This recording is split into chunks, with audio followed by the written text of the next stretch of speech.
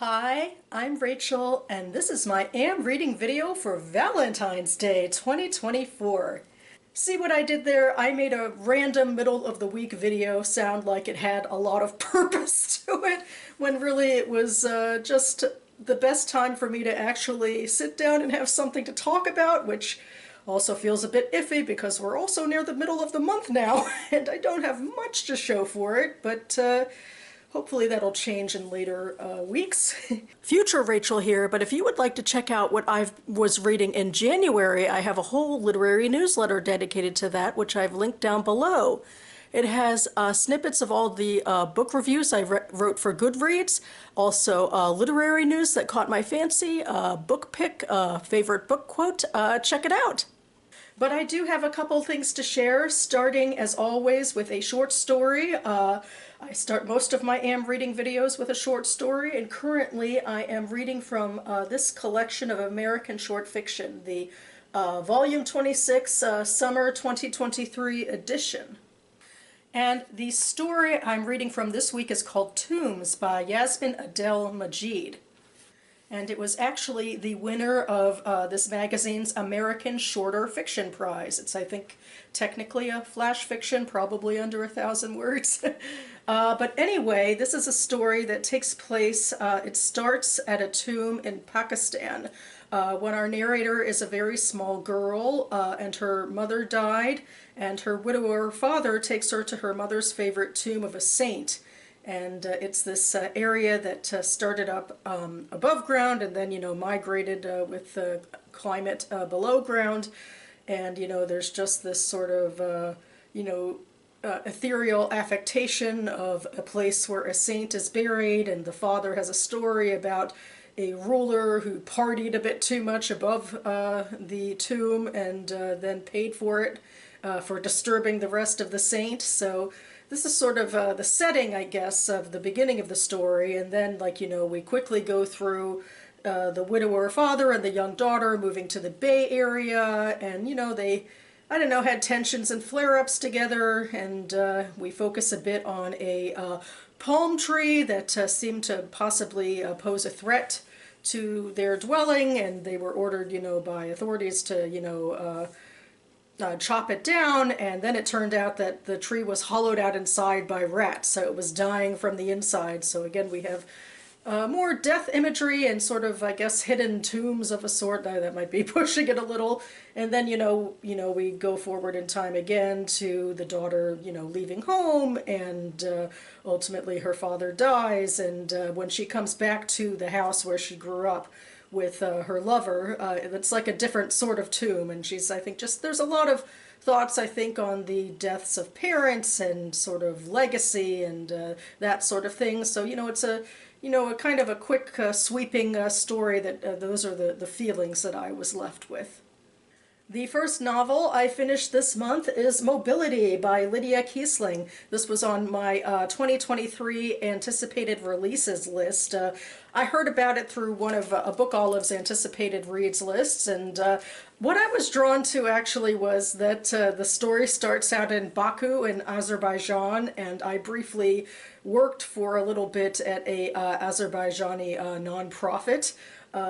And maybe that's a little apropos because this is in part a work novel. It's following this character named Bunny. It starts when she's a teenager. She's the daughter of a foreign service agent, U.S. foreign service agent, who, when she's 15 in '98, was stationed in Baku. And then we jump to her, post-college, and where she ends up as a career and the trajectory that career takes. And the career is in the oil business predominantly.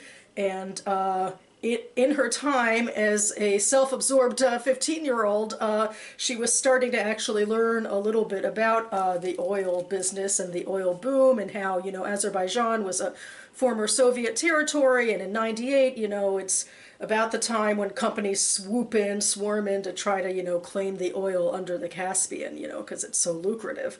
And there's a lot of commentary in here about the oil business, how corrupt it is in terms of, who gets rich and who doesn't, and, especially as time goes on, the environmental impact.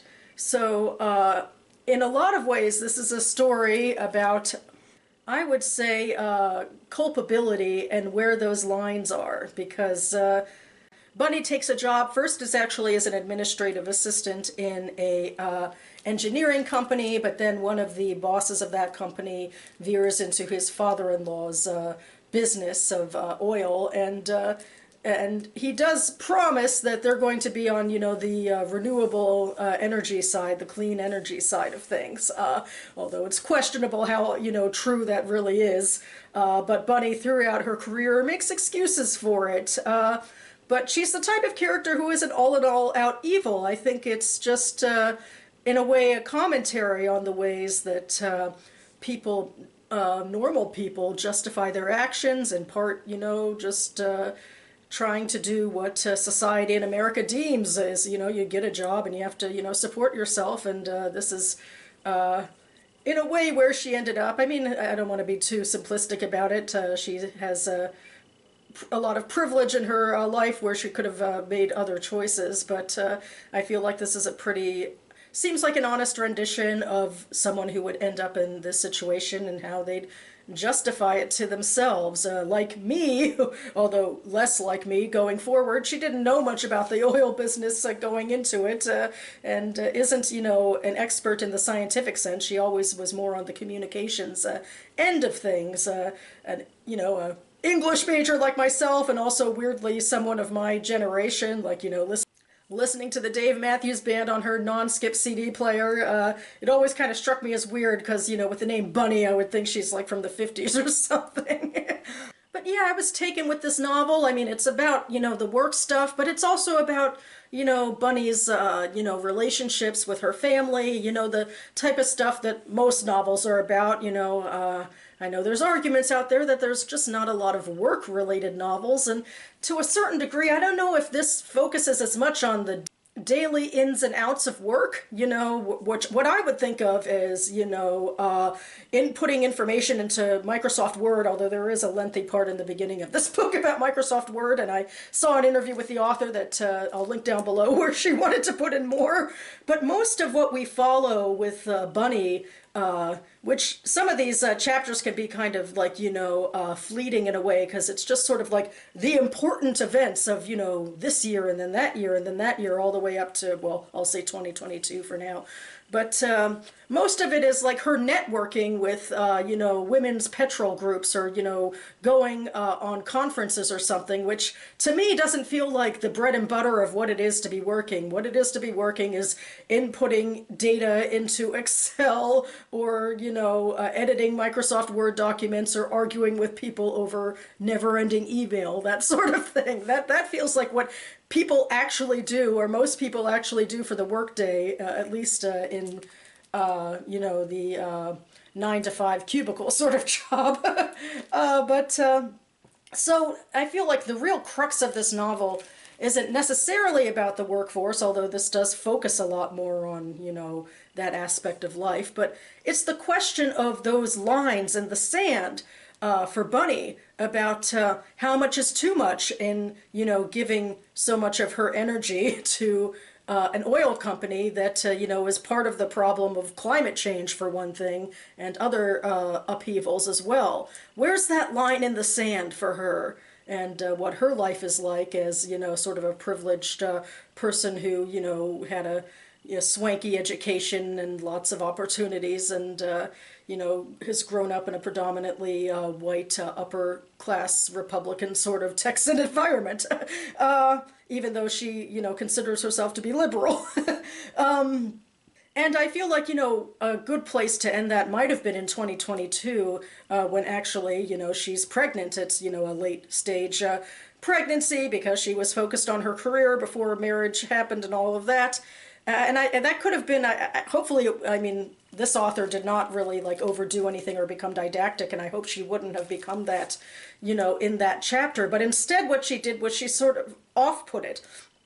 to a future chapter in 2050 where, you know, she projected the future of climate change and all of that. And also it turned into Bunny's daughter giving birth and the question of what that little girl's life would be like. But by that point, well, first of all, that chapter, of course, is mostly all exposition and basically saying this is what happened to this person and this is what happened to that person and this is what happened to the environment in this area and that area.